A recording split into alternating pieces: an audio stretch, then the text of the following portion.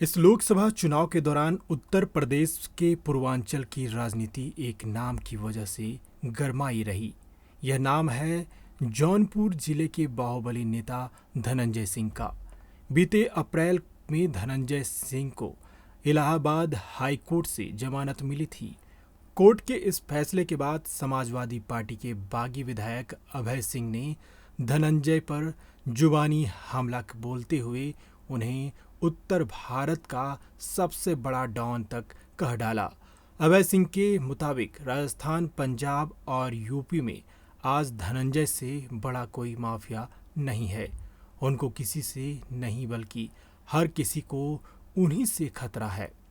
अभय ने यह भी कहा है कि धनंजय के इशारे पर ही लॉरेंस बिश्नोई ने उन पर हमला करने की कोशिश की थी। साल 2022 में दिल्ली पुलिस की स्पेशल सेल ने लॉरेंस बिश्नोई ग्रुप के शूटर दिव्यांश शुक्ला को पकड़ा था। पुलिस के मुताबिक शुक्ला चुनाव प्रचार के दौरान अभय सिंह की हत्या करने की प्लानिंग कर रहा था। साल 2018 में धनंजय सिंह के बारे में कोर्ट ने एक सख्त टिप्पणी करते हुए कहा था कि ऐसे व्यक्ति को जेल से बाहर रहने का कोई अधिकार नहीं है और बेल को कैंसिल कर उसे तुरंत जेल भेज देना चाहिए। इसके बाद धनंजय पर कई सारे मुकदमे दर्ज किए गए। लेकिन पश्चिम बंगाल की राजधानी कोलकाता में जन्मे यूपी के बाहुबली धनंजय सिंह हैं कौन, जिनकी जमानत से इतनी सियासी हलचल मच गई थी। पूरे चुनाव के दौरान इस नाम की चर्चा इतनी क्यों रही? साल 1998 में यूपी पुलिस ने भदोही जिले में मिर्जापुर रोड पर एक पेट्रोल पंप में लूट योजना बना रहे 4 लोगों को ढेर कर दिया था। खबर यह भी आई कि इनकाउंटर में माफिया धनंजय भी मारा गया। लेकिन इस घटना के लगभग 4 महीने बाद खुलासा हुआ कि धनंजय जिंदा है। उसने साल 1999 में सरेंडर कर दिया था। बाद में इस फेक इनकाउंटर के आरोप में यूपी पुलिस के 30 जवानों पर मुकदमा चला। हालांकि इस चर्चित मामले से पहले धनंजय का नाम एक हत्याकांड में सामने आ चुका था। साल 1990 में धनंजय का नाम स्कूल टीचर की हत्या में सामने आया। उस वक्त धनंजय 10वीं क्लास में था। हालांकि इस मामले में उस पर आरोप साबित ना हो सका। इस वारदात के बाद धनंजय के तार आपराधिक मामलों से जुड़ते चले गए। 2 साल बाद ही 1992 में जैनपुर में 12वीं की परीक्षा के वक्त भी उस पर एक युवक की हत्या का आरोप लगा। 12वीं के बाद धनंजय का दाखिला लखनऊ यूनिवर्सिटी में हुआ और वहां पर भी उसने अपने स्वजातीय ठाकरों के साथ वर्चस्व बढ़ाना शुरू कर दिया। यूनिवर्सिटी जीवन के दौरान भी धनंजय पर मारपीट और अपहरण जैसे कई आरोप लगते रहे। लेकिन अब उसने लखनऊ के अलावा दूसरे जिलों में भी अपने पैर पसारने शुरू कर दिए। साल 1990 और 2000 के बीच में माफियाओं की कमाई का सबसे बड़ा जरिया रेलवे के ठेके का हुआ करते थे।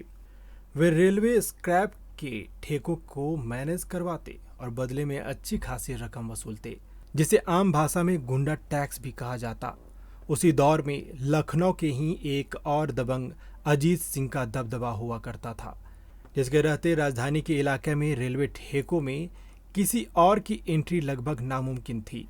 लेकिन 2004 में एक एक्सीडेंट में अजीत की मौत के बाद धनंजय सिंह और उसके मित्र अभय सिंह का ठेकों पर कब्जे की राह आसान हो गई। इसी बीच धनंजय का नाम एक और हाई प्रोफाइल वारदात में उछला।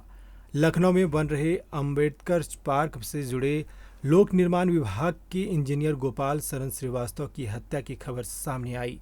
हत्यारों ने श्रीवास्तव को उनके लखनऊ के इंदिरा नगर आवास से कुछ ही दूर पर गोली मारी थी।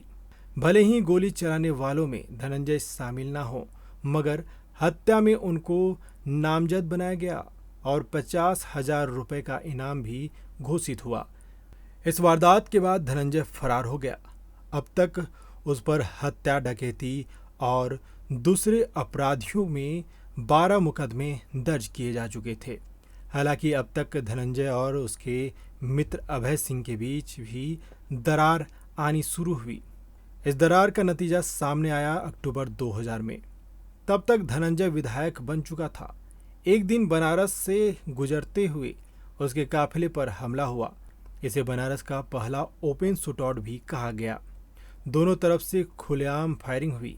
बनारस के टकसाल सिनेमा के सामने अभय सिंह और धनंजय सिंह गुट के बीच ताबड़तोड़ गोलियां चली। इसमें धनंजय के गनर और उसके सचिव समेत 4 लोग घायल भी हुए। धनंजय सिंह ने इस मामले में अभय सिंह पर एफआईआर भी दर्ज करवाई। धनंजय जितनी तेज से अपराध की सीढ़ियों पर चढ़ रहा था, उतनी ही तेजी से वो राजनीति में भी अपना दबदबा कायम करने में जुटा था। साल 2000 में धनंजय ने जैनपुर से बतौर निर्दलीय अपना पहला विधायकी चुनाव लड़ा और जीता भी। इसके बाद उन्होंने अगला चुनाव जनता दल यूनाइटेड की तरफ से लड़ा और दोबारा से जीत हासिल की। फिर 2009 में चुनाव में वह बसपा में शामिल हुआ और पहली बार सांसद बना। हालांकि 2 साल के भीतर ही मायावती ने उन पर पार्टी विरोधी गतिविधियों में शामिल होने का आरोप लगाते हुए पार्टी से बाहर निकाल दिया। इसके बाद धनंजय अपनी राजनीति चमक ज़्यादा दिनों तक कायम नहीं रख सका। 2014 में उसने दोबारा से लोकसभा में अपनी किस्मत आजमानी चाहिए, पर इसमें निराशा हाथ लगी। 2017 का विधानसभा चुनाव भी वह हार गया। 2022 के विधानसभा चुनाव में भी धनंजय को निराशा ही हाथ लगी। निजी जिंदगी की बात करें तो धनंजय ने 3 शादियां की थी। उनकी पहली पत्नी की मौत शादी के 9 महीने बाद ही संदिग्ध हालत में हो गई थी। उनकी पहली पत्नी मोनी सिंह बिहार की राजधानी पटना की रहने वाली थी और उनकी लाश लखनऊ के गोमती नगर स्थित आवास से बरामद हुई थी।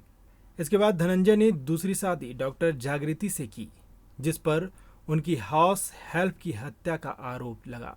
हालांकि इसमें भी धनंजय का तलाक हो गया। 2017 में धनंजय ने तीसरी शादी दक्षिण भारत के बड़े कारोबारी परिवार की लड़की श्रीकला रेड्डी से की।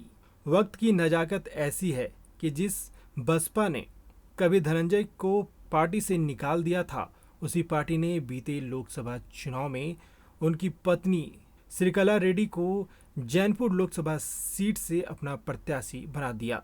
हालांकि बाद में उनसे टिकट वापस भी ले ली गई।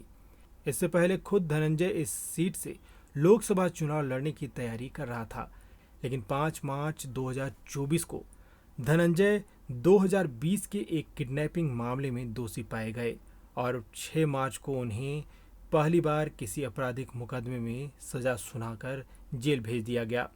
धनंजय को नमामि गंगे प्रोजेक्ट के मैनेजर अभिनव सिंघल के अपहरण के मामले में सजा सुनाई गई थी।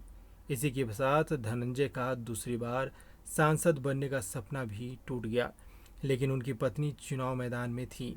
हालांकि जमानत के बाद भी यह बाहुबली अपनी पत्नी को जीत दिलाने में नाकाम रहा और बाद में पार्टी ने टिकट भी वापस ले लिया।